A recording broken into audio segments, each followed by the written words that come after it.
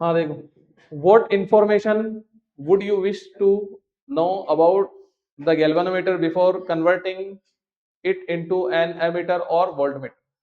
Galvanometer को ammeter और voltmeter में कन्वर्ट करने के लिए हमें कौन कौन सी इंफॉर्मेशन पता होनी चाहिए? गैल्वेनोमीटर को एमीटर में कन्वर्ट करने के लिए या गैल्वेनोमीटर को वोल्टमीटर में कन्वर्ट करने के लिए हमें कौन कौन सी इंफॉर्मेशन पता होनी चाहिए? तो सबसे पहले तो हमें क्या पता होना चाहिए? Resistance of galvanometer.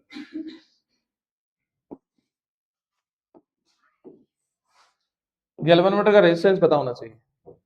Resistance of galvanometer.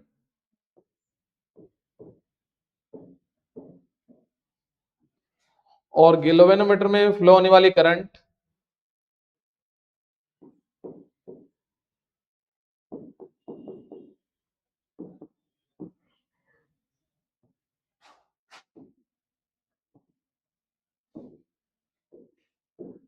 Galvanometer का रेजिस्टेंस पता होना चाहिए और गैल्वेनोमीटर में जो फ्लो होने वाली करंट है वो हमें पता होनी चाहिए। गैल्वेनोमीटर का रेजिस्टेंस हम ज्यादातर जी लेते हैं और गैल्वेनोमीटर में फ्लो होने वाली करंट को हम क्या लेते हैं? आई जी लेते हैं।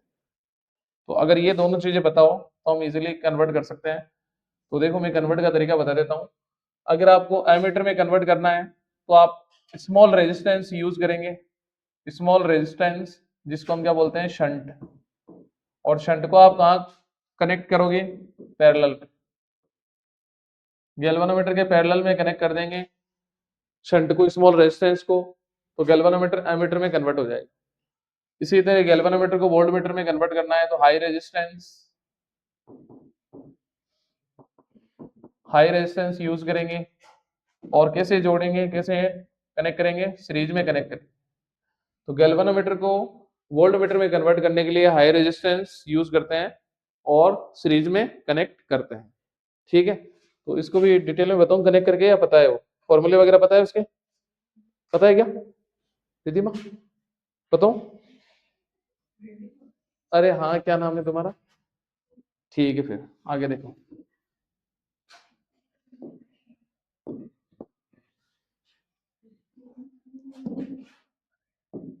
कैसे होगा?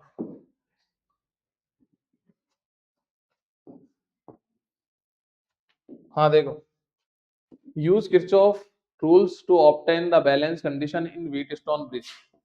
तो व्हीटस्टोन ब्रिज के अंदर बैलेंसिंग कंडीशन निकालनी है। कैसे निकालने है? पहले व्हीटस्टोन ब्रिज देख लो। व्हीटस्टोन ब्रिज का डायग्राम इस तरह से रहेगा कुछ। ये की केबल है प्लस ये बैटरी है,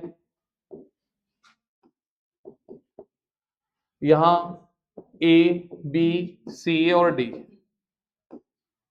और यहां पे गैल्वेनोमीटर कनेक्टेड है, और यहां आप की K2 ले सकते हो, और यहां पे रेजिस्टेंस P, यहाँ रेजिस्टेंस Q, यहाँ रेजिस्टेंस R और यहाँ रेजिस्टेंस S। अब हमें क्या करना है? किरचॉफ सेकंड लॉ अप्लाई करना है। किरचॉफ सेकंड लॉ क्या होता है? किरचॉफ सेकंड लॉ होता है कि किसी भी क्लोज सरफेस का एल्जेब्रिक पोटेंशियल जो होगा वो कितना होगा? जीरो होगा। टोटल पोटेंशियल की वैल्यू क्या होती है? जीरो होती है। तो यहाँ दो क्लोज सरफेस है, एक तो इसमें अप्लाई करेंगे ए बी डी ए में, और सेकंड ये है बी सी डी बी में। तो पहले डायग्राम देख लो। जैसे यहां से टोटल करंट कितनी जा रही है? आई। तो इसमें करंट कितनी जाएगी? इसमें जाएगी जैसे मान लो I1। तो इसमें कितनी जाएगी? इसमें से माइनस कर देंगे तो I माइनस I1। ठीक है, इसके बाद देखो गैल्वेनोमीटर में जो करंट पास होगी उसमें लिखेंगे IG। तो इसमें से कितनी करंट होगी? I1 minus IG। किरचॉफ का फर्स्ट रूल क्या है? किसी भी जंक्शन पॉइंट पे टोटल एल्जेब्रिक करंट जो मीट होगी, जो मिलेगी, और जो उससे पास होगी, उन दोनों का एल्जेब्रिक सम क्या होगा? आपस में इक्वल होगा। तो यहाँ देखो IG आ रही है, यहाँ पे भी देखो I माइनस I1 आ रही है, तो दोनों ऐड कर देंगे I minus I1 plus IG। मतलब जंक्शन पॉइंट के पास में आने वाली करंट जंक्शन पॉइंट से दूर जाने वाली करंट के सम के इक्वल होती है। तो यहाँ पे अब हमें क्या करना है? गैल्वेनोमीटर में मतलब व्हीटस्टोन ब्रिज को बैलेंसिंग कंडीशन प्रूफ करनी है। तो व्हीटस्टोन ब्रिज में कंडीशन प्रूफ करने के लिए हमें कुछ चीजें पता होनी चाहिए। जैसे देखो यहाँ पे ये पॉजिटिव साइन दे रखा है, प्लस माइनस, और ईएमएफ है ई। अगर आप पॉजिटिव से नेगेटिव की तरफ जाओगे तो माइनस ई लेना है, जिस डायरेक्शन में जाओगे वो डायरेक्शन आपको यूज करना है। ठीक है, यहाँ पे जैसे ये वायर है, इसका रेजिस्टेंस कितना है आर, इसमें आई करंट फ्लो हो रही है, तो करंट आपको पता है पॉजिटिव से नेगेटिव की तरफ फ्लो होती है, तो ये पॉजिटिव और ये नेगेटिव। तो यहाँ पे देखो जिस डायरेक्शन में जाओगे वही साइन लेना है आपको। पोटेंशियल यहाँ क्या लेंगे माइनस आई आर, और यहाँ पे क्या लेंगे प्लस आई आर। तो ये चीज ध्यान रखनी है, करंट की डायरेक्शन में नेगेटिव आ जाएगा और करंट के अपोजिट डायरेक्शन में क्या आ जाएगा पॉजिटिव आ जाएगा। तो अब यहाँ पे मैं मतलब Kirchhoff second rule KVL rule लगा रहा हूँ ए बी डी ए में। तो यहाँ पे देखो ए बी डी ए में केवीएल रूल अप्लाई करेंगे, किरचॉफ वोल्टेज लो या सेकंड लो। तो देखो यहाँ से हम चलना शुरू करते हैं ए से बी की तरफ, तो करंट की डायरेक्शन में जा रहे हैं, इसका रेजिस्टेंस क्या है पी, और यहाँ पे इसमें करंट फ्लो हो रही है वो कितनी हो रही है I1, करंट की डायरेक्शन में क्या आएगा नेगेटिव, यहाँ लिखेंगे माइनस I1P। इसके बाद देखो बी से डी की तरफ करंट के डायरेक्शन में आ रहे हैं तो नेगेटिव साइन आएगा माइनस IG, और गैल्वेनोमीटर का रेजिस्टेंस कैपिटल G। उसके बाद डी से ए की तरफ मूव कर रहे हैं, तो डी से करंट के अपोजिट डायरेक्शन में, तो साइन क्या आ जाएगा पॉजिटिव I माइनस I1, और ये लिख देंगे हम R equal to 0। Wheatstone bridge कब वर्क करता है, जब गैल्वेनोमीटर में जीरो डिफ्लेक्शन हो, जीरो डिफ्लेक्शन मेथड पर वर्क करता है। तो यहां देखो IG इक्वल टू 0, गैल्वेनोमीटर में करंट जीरो होगी मतलब IG इक्वल टू 0, और तब व्हीटस्टोन ब्रिज क्या करेगा वर्क करेगा। तो यहाँ लिखेंगे माइनस I1P, ये हो जाएगा, ये टोटल वैल्यू क्या हो जाएगी minus 0 plus I minus I1 R equal to 0। तो इसको लिखेंगे I minus I1 R equal to I1P, तो I minus I1 upon R,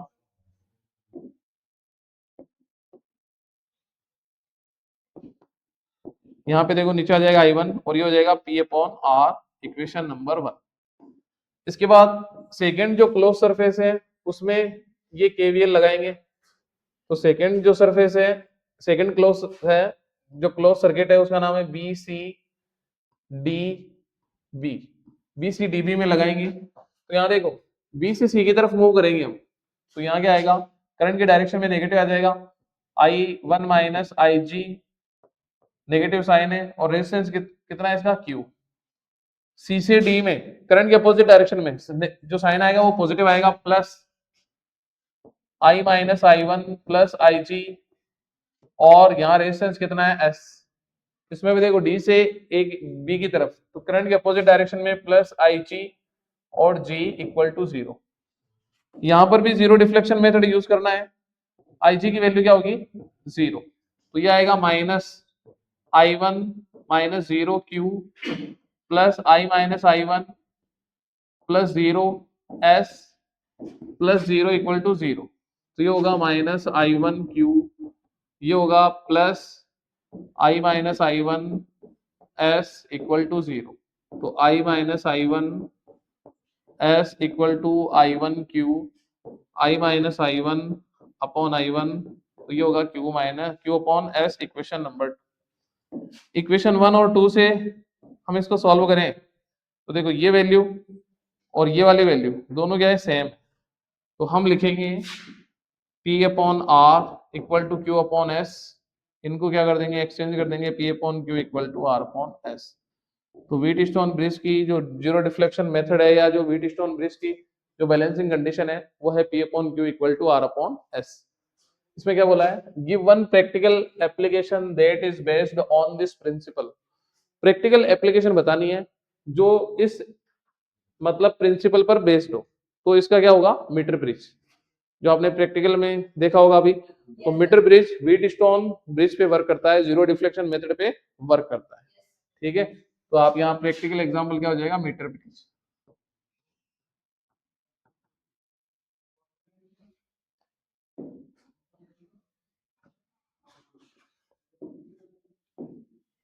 question क्या दे रखा है, ultraviolet light of wavelength 200 nanometer from a source is incident on a metal surface. एक ultraviolet light है जिसकी वेवलेंथ 200 नैनोमीटर है, और स्टॉपिंग पोटेंशियल कितना दे रखा है माइनस 2.5 वोल्ट। हमें वर्क फंक्शन कैलकुलेट करना है। तो देखो आइंस्टीन का जो फोटो इलेक्ट्रिक इक्वेशन है यहाँ जो लाइट इंसिडेंट होती है E equal to h nu, तो वो लाइट दो पार्ट में डिवाइड होती है। फर्स्ट पार्ट क्या होता है, वर्क फंक्शन, और जो रिमेनिंग पार्ट है वो काइनेटिक एनर्जी में कन्वर्ट हो जाता है। तो यहाँ लिखेंगे W equal to W plus K equal to E. तो हमें क्या फाइंड करना है, हमें फाइंड करना है वर्क फंक्शन, मतलब W फाइंड करना है। तो W इक्वल टू क्या हो जाएगा, E माइनस के। और आपको पता होगा काइनेटिक एनर्जी और स्टॉपिंग पोटेंशियल ये क्या होते हैं, आपस में इक्वल होते हैं। फॉर्मूला पता होगा ये। तो ये स्टॉपिंग पोटेंशियल दे रखा है, मतलब काइनेटिक एनर्जी गिवन। तो काइनेटिक एनर्जी आपको गिवन है, आपको ई की वैल्यू फाइंड करनी है। ई की वैल्यू कैसे फाइंड करेंगे, ये लेमडा भी दे रखा है। ई की वैल्यू लिखेंगे 1240 अपॉन 200, नैनोमीटर में गिवन है। ठीक है, तो इन दोनों को हम काट लेंगे और 2 से आप इसको डिवाइड करोगे, 124 अपॉन 2 इंटू 10, 2 से काटेंगे कितने आ जाएंगे, 6 पॉइंट इलेक्ट्रॉन वोल्ट। तो ई कितना आ जाएगा, 6.2 इलेक्ट्रॉन वोल्ट। तो यहाँ लिखेंगे W इक्वल टू 6.2, और यहाँ स्टॉपिंग पोटेंशियल नेगेटिव ही होता है, तो यहाँ माइनस नहीं लेना है। स्टॉपिंग पोटेंशियल ऐसा नेगेटिव पोटेंशियल जहाँ पे फोटोइलेक्ट्रिक करंट जीरो हो जाए। तो ऐसा नहीं कि यहाँ माइनस लेके ये माइनस माइनस प्लस कर देंगे, समझ गए। यहाँ स्टॉपिंग पोटेंशियल नेगेटिव होता है, मतलब पोटेंशियल की वैल्यू हमें लेनी है 2.5, मतलब ये वोल्ट है। तो अगर हम इसको एनर्जी में लिखें तो एनर्जी की यूनिट क्या होती है, इलेक्ट्रॉन वोल्ट। वैसे तो ऐसा यूनिट जूल होती है, लेकिन इसको इलेक्ट्रॉन वोल्ट में लेंगे तो ये होगा 2.5 इलेक्ट्रॉन वोल्ट। यहाँ पे रख दो वोल्ट, तो ई तो पहले से है और ये वोल्ट हो जाएगा। ठीक है, तो यहाँ लिखेंगे माइनस 2.5। अब आप इसमें से माइनस करोगे तो वर्क फंक्शन आ जाएगा, तो माइनस कर लो। 6.25 2 और 2.5 कितने आ जाएंगे, 7, और कितने आ जाएंगे 3, तो यह आ जाएगा 3.7 इलेक्ट्रॉन वोल्ट। समझ गए, आगे बात समझ में। इसके बाद अगर हम बात करें आगे क्या दे रखा है, how would the surface respond to a high intensity red light of wavelength 6328 angstrom produced by a laser. मतलब यहाँ पे इस मेटल सरफेस पे ये रेड लाइट जिसकी वेवलेंथ इतनी है, अगर इसको इंसिडेंट करेंगे हम तो क्या होगा। तो हम चेक कर लो, यहाँ पे हम चेक करते हैं। E इक्वल टू एंगस्ट्रॉम में गिवन है 12400 अपॉन 6328। तो इसको आपको चेक करना पड़ेगा। अगर हम इसको सॉल्व करते हैं तो सॉल्व करोगे आप तो इसकी वैल्यू 2 से तो कम ही आएगी। अगर आप 2 भी मान लो, अप्रॉक्स 2 से कम ही आएगी, लेकिन 2 मान लो तो वर्क फंक्शन कितना है, 3.7। समझ गए। और लाइट हम कितनी इंसिडेंट करवा रहे हैं, 2 इलेक्ट्रॉन वोल्ट। वैसे तो 1.95 आएगी, लेकिन अप्रॉक्स मान लो 2 इलेक्ट्रॉन वोल्ट। अब अगर आप यहाँ पे लाइट इंसिडेंट कर रहे हो, यहाँ का वर्क फंक्शन कितना है, 3.7 इलेक्ट्रॉन वोल्ट, और लाइट हम इंसिडेंट कर रहे हैं 2 इलेक्ट्रॉन वोल्ट की, तो इलेक्ट्रॉन इमिट नहीं होगा। यहाँ पे फोटोइलेक्ट्रिक इफेक्ट मतलब प्रोड्यूस नहीं होगा। यहाँ पे इलेक्ट्रॉन जो है ना इमिट नहीं होगा। फोटोइलेक्ट्रिक इफेक्ट जो एक्सपेरिमेंट है वो यहाँ पे होगा ही नहीं। केवल इस वेवलेंथ पे तो फोटोइलेक्ट्रिक इफेक्ट हो जाएगा, इलेक्ट्रॉन का इमिशन हो जाएगा, लेकिन 6328 एंगस्ट्रॉम जब लाइट मतलब इतनी लाइट की वेवलेंथ हम यूज करेंगे तो इलेक्ट्रॉन इमिट नहीं हो। समझ गए बात। Next, explain briefly with the help of necessary diagram the forward bias and reverse bias of p-n junction diode. Draw their characteristic curve in two case. देखो यहाँ फॉरवर्ड बायस और रिवर्स बायस हमें करना है। तो सबसे पहले तो डायोड का सिंबल देखो, तो ये डायोड का सिंबल है, ये P है, ये N है। ठीक है, अगर हमें फॉरवर्ड बायस में ध्यान रखना है, फॉरवर्ड बायस में एक ही चीज ध्यान रखनी है। फॉरवर्ड बायस में क्या करना है, P फॉर पॉजिटिव और N फॉर नेगेटिव। तो P को प्लस से कनेक्ट करना है और N को माइनस से कनेक्ट करना है। तो देखो ये पॉजिटिव और ये नेगेटिव, पॉजिटिव नेगेटिव, ये फॉरवर्ड बायस में। अगर रिवर्स बायस में कनेक्ट करना है तो इसका उल्टा करना है, P नेगेटिव हो जाएगा, N पॉजिटिव हो जाएगा। तो अगर रिवर्स बायस में कनेक्ट करें हम तो ये P है, ये N है,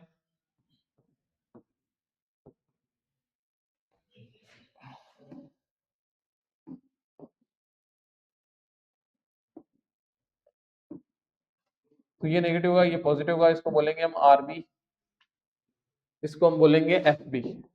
तो ये तो रिवर्स बायस और फॉरवर्ड बायस हो। अब इनके बारे में और थोड़ा जानकारी लें तो यहाँ पे देखो, अगर हम बात करें, ये जैसे डायोड है, मतलब पीएन जंक्शन, तो पीएन जंक्शन में देखो ये पी टाइप है और ये एन टाइप है। तो पी टाइप में number of hole majority charge carrier होते हैं, तो ये नंबर ऑफ होल है, ठीक है। और यहाँ एक डिप्लेशन लेयर बनेगी और यहाँ पे क्या होंगे, इलेक्ट्रॉन होंगे, यहाँ डिप्लेशन, यहाँ होल होंगे, ठीक है। अगर हम इसको क्या करें, फॉरवर्ड बायस में कनेक्ट करेंगे, तो फॉरवर्ड बायस में कनेक्ट करने पर देखो होल पॉजिटिव है और पी को हमने पॉजिटिव से कनेक्ट कर दिया, पॉजिटिव पॉजिटिव में रिपल्शन लगेगा, तो ये डिप्लेशन लेयर की तरफ मूव करेंगे, ये डिप्लेशन लेयर, यहाँ पे डिप्लेशन लेयर, और ये नेगेटिव है, इलेक्ट्रॉन नेगेटिव है, तो ये डिप्लेशन लेयर की तरफ मूव करेंगे। और पी और एन जहां पे कनेक्ट होंगे, पीएन जंक्शन का जो प्लेन होगा उसके अंदर नेगेटिव आयन और पॉजिटिव आयन की एक लेयर बनेगी पीएन जंक्शन प्लेन के पास में, उसको बोलेंगे हम डिप्लेशन लेयर। डिप्लेशन लेयर के अंदर इलेक्ट्रिक फील्ड भी प्रोड्यूस होगा। इलेक्ट्रिक फील्ड की डायरेक्शन क्या होती है, पॉजिटिव से नेगेटिव की तरफ। तो यहाँ पे जो इलेक्ट्रिक फील्ड बनेगा उसकी डायरेक्शन क्या होगी, उसकी डायरेक्शन होगी एन से पी की तरफ। देखो एन की साइड में नेगेटिव है, पी की साइड में क्या है, पॉजिटिव है, सॉरी एन की साइड में पॉजिटिव है और पी की साइड में क्या है, नेगेटिव है। तो यहाँ इलेक्ट्रिक फील्ड प्रोड्यूस होगा, उसकी डायरेक्शन क्या होगी, एन से पी की तरफ। इस इलेक्ट्रिक फील्ड की वजह से एक पोटेंशियल प्रोड्यूस होगा जिसे बोलेंगे पोटेंशियल बैरियर, पोटेंशियल बैरियर, ठीक है। अब देखो और इसके बारे में हम बात करें तो यहाँ नंबर ऑफ होल और number of electron depletion layer की तरफ मूव करेंगे, जिसकी वजह से डिप्लेशन लेयर जो होगी उसकी जो विड्थ है वो क्या हो जाएगी, थिन हो जाएगी। तो डिप्लेशन लेयर की विड्थ क्या हो जाएगी, विड्थ हो जाएगी थिन। और यहां पर जंक्शन प्लेन, जंक्शन प्लेन कैसे बिहेव करेगा, कंडक्टर की तरह, क्योंकि करंट फ्लो होगी तो किसकी तरह बिहेव करेगा, कंडक्टर की तरह। किसकी तरह बिहेव करेगा, कंडक्टर की तरह।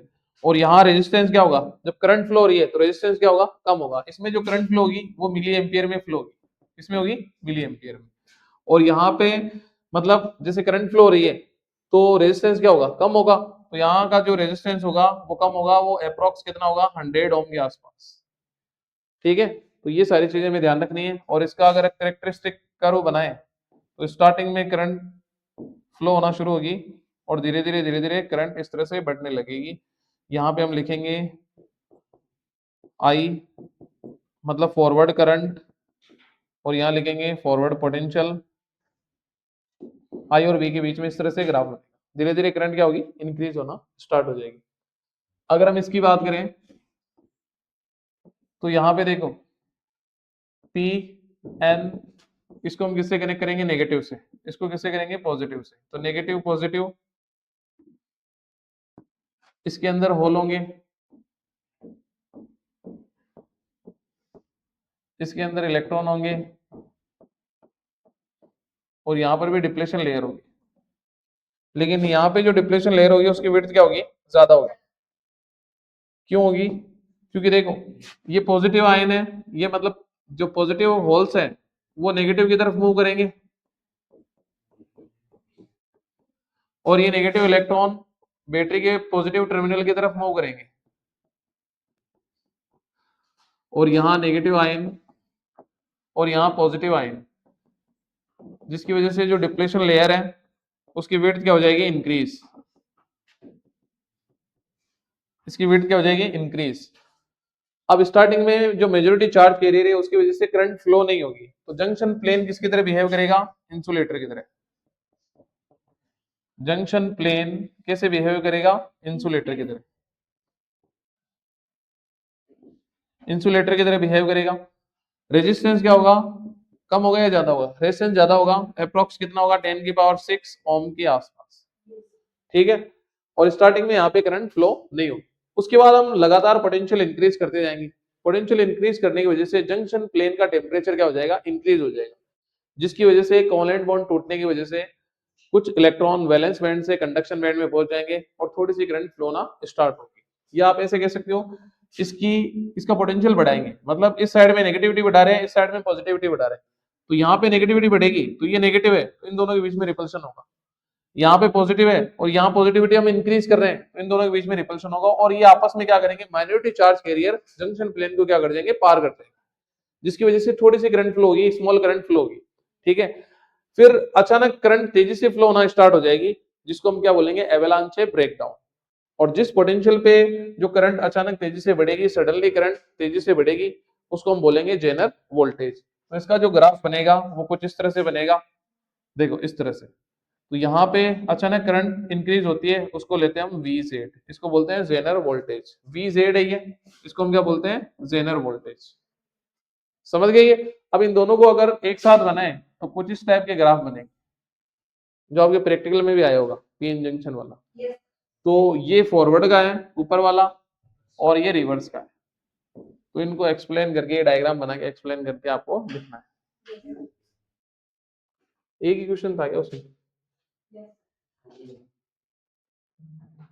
Right 3 characteristic properties of nuclear force.